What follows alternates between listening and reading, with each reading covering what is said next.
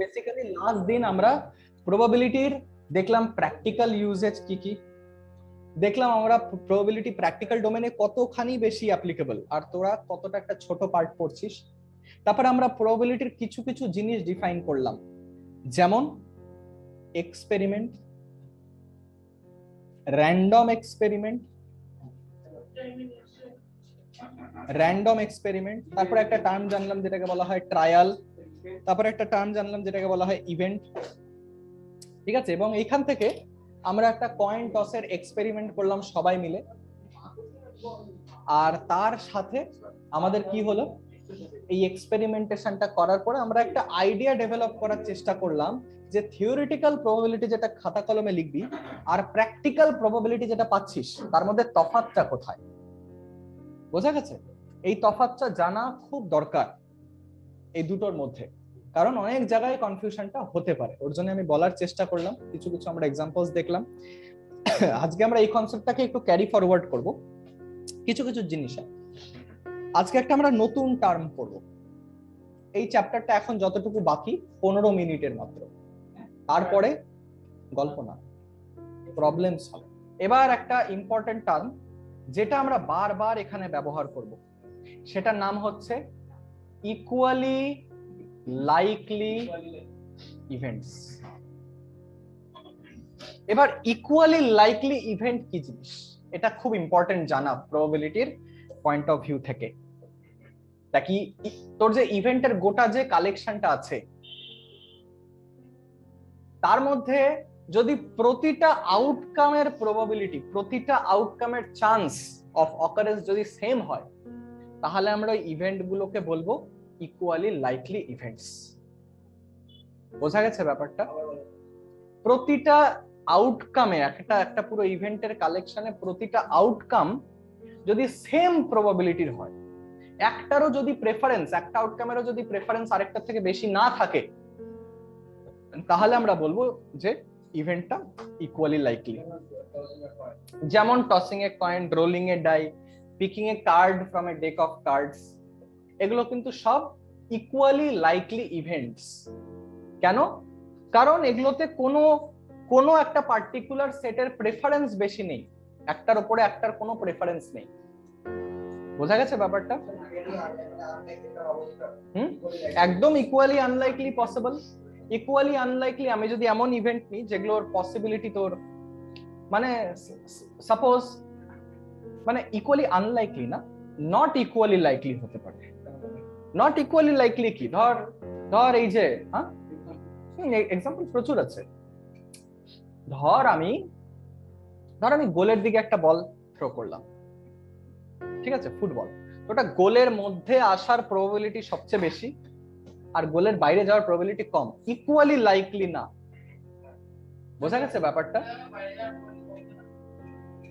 কারণ আমি খেলতে পারি ফুটবল না, ইন রিয়েলিটি পারি না। বলে পা দেওয়ার আগে আমার জুতা উড়ে চলে যাবে। তো বেসিক্যালি না, আমরা এখন আমাদের ক্লাস 10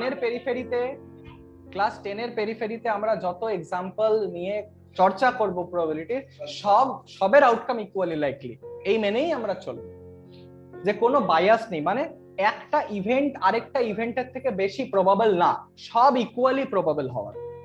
বোঝা গেছে?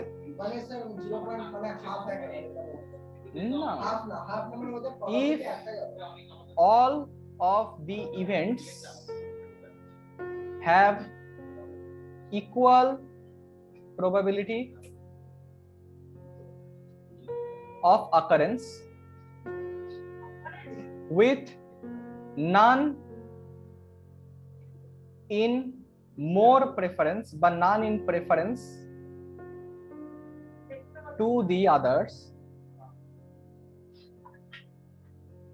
is called equally likely events.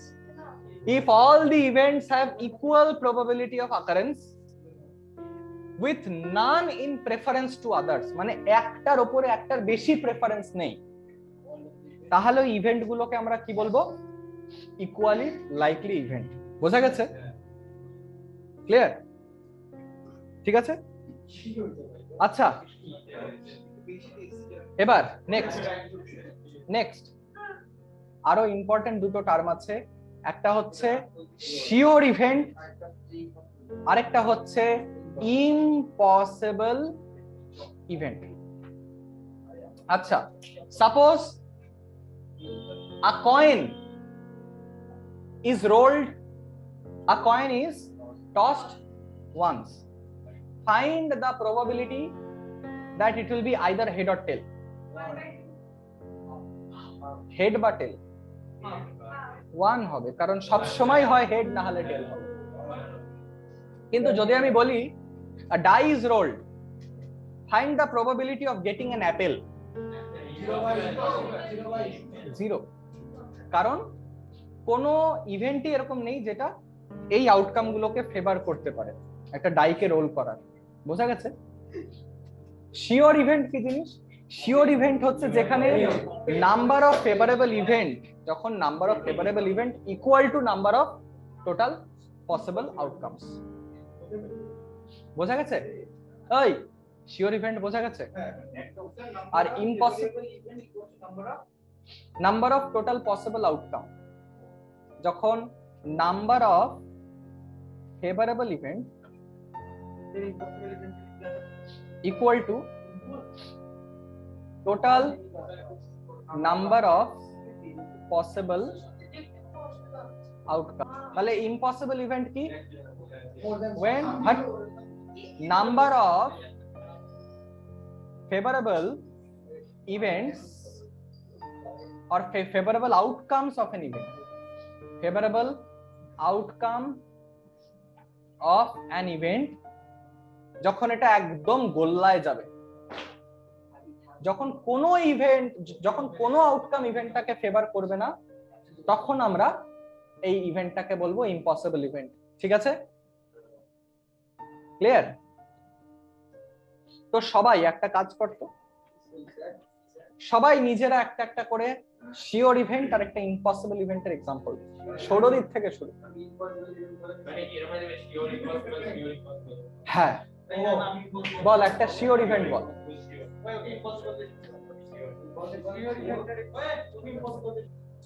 একটা ব্যাগের মধ্যে ব্ল্যাক বলে ভর্তি।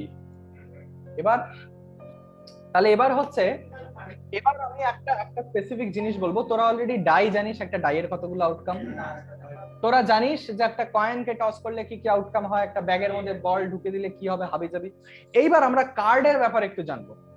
কার্ড চ্যাপ্টারের সামারিতে আমরা, হ্যাঁ কিচ্ছু নাই চ্যাপ্টার, কিচ্ছু নাই চ্যাপ্টার।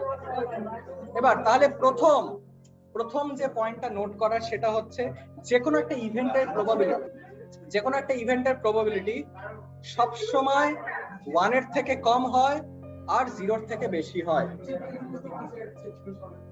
পি অফ ই হচ্ছে প্রবাবিলিটি অফ ইভেন্ট ই, আর কিছু না। আমি একটা ইভেন্টকে ডেসক্রাইব করতে পারি getting a head on tossing a coin. ঠিক আছে? তাহলে আমি পি অফ ই বলতে পারি হাফ। বোঝা গেছে?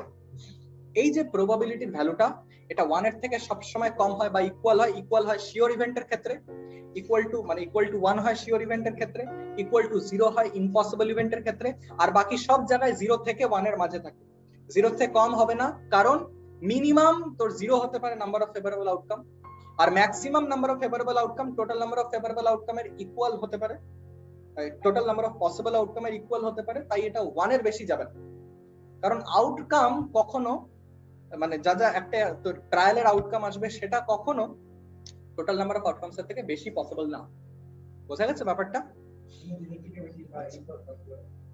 0 এর থেকে বেশি 1 এর থেকে কম সব সময় হয় প্রবাবিলিটির ভ্যালু। আচ্ছা, যদি পি অফ ই 0 হয় তাহলে আমরা বলবো ইটা হচ্ছে একটা ইম্পসিবল ইভেন্ট। যদি পি অফ ই 1 হয় তাহলে আমরা ইটা বলবো একটা শিওর ইভেন্ট। ঠিক আছে? আর একটা এখানে ইম্পর্টেন্ট পয়েন্ট যেটা আছে নোট করার, খুব ইম্পর্টেন্ট যেটা, সেটা হচ্ছে পি অফ নট ই।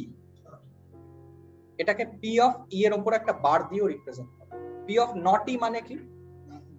যদি আমি একটা ই ইভেন্ট বলি যে getting an even number while rolling a die, তাহলে নট ই হবে not getting an even number বা getting an odd number while rolling a die। বোঝা গেছে? নট ই মানে ই ছাড়া যা বাকি ইভেন্ট আছে তার পসিবিলিটি বা তার প্রবাবিলিটি। বোঝা গেছে? তাহলে নট ই কি হবে? 1 মাইনাস প্রবাবিলিটি অফ ই। এই জিনিসটা মনে রাখবে। মানে ভেবে দেখ, যদি একটা ইভেন্ট আমি ডেসক্রাইব করি getting 5, having an outcome 5 in rolling a die, তাহলে নট ই মানে নট গেটিং 5, তাহলে 5 এর 1/6 হবে। আর নট গেটিং 5 5 ভাবে হতে পারে 1 মাইনাস 1/6, যেটা হচ্ছে 5/6। বোঝা গেছে ব্যাপারটা? এটা হচ্ছে নট ই। এই সিম্বলটা কিন্তু মনে রাখবি, এর উপর একটা বার, ই বার ড্যাশ না না, 5টা একটা আউটকাম মাত্র, একটা ডাই রোল করা। তো প্রবাবিলিটি অফ তার প্রবাবিলিটি হচ্ছে 1/6, কিন্তু 5 না পাওয়ার প্রবাবিলিটি 5/1 মাইনাস 1/6। 1 হচ্ছে টোটাল প্রবাবিলিটি মাইনাস যেটা তোর পাচ্ছি সেটার প্রবাবিলিটি, তাহলে যেটা পাচ্ছি না সেটার প্রবাবিলিটি পেয়ে যাবো। বুঝতে পারছিস ব্যাপারটা? হ্যাঁ, নট গেটিং ইভেন হচ্ছে ই নট হয়ে যাবে যদি ইটাকে তুই প্রবাবিলিটি অফ গেটিং ইভেন মানিস। তাহলে এই 4টা পয়েন্ট হচ্ছে এই পুরো চ্যাপ্টারের সামারি। বেঁচে কি আছে? বেঁচে আছে তোদের খালি প্রবলেম সলভ করা। প্রবলেম কি টাইপের আসে দেখলে তোদের হাসি পাবে, মানে তোরা হুটহুট করে খেলতে পারবে। আচ্ছা, ডেক অফ কার্ডের সমস্ত প্রপার্টি জানিস? তাহলে ডেক অফ কার্ডে আমি বললাম 4টা ক্ল্যান হয়, একটা ক্লাব, একটা স্পেড, একটা ডায়মন্ড, একটা হার্ট। প্রতিটার 13টা করে পসিবল কার্ড হয়, 3টা করে ফেস কার্ড হয়, এবং এর মধ্যে থেকে এবার প্রবাবিলিটি যা যা কোশ্চেন আছে তোরা করতে পারবে। বাকি 10টা নাম্বার কার্ড, ওর মধ্যে এসটা নাম্বার ধরতে পারিস নাও ধরতে পারিস, ঠিক আছে? আচ্ছা, তাহলে যদি আমি বলি সাপোজ একটা কোশ্চেন কর, if the probability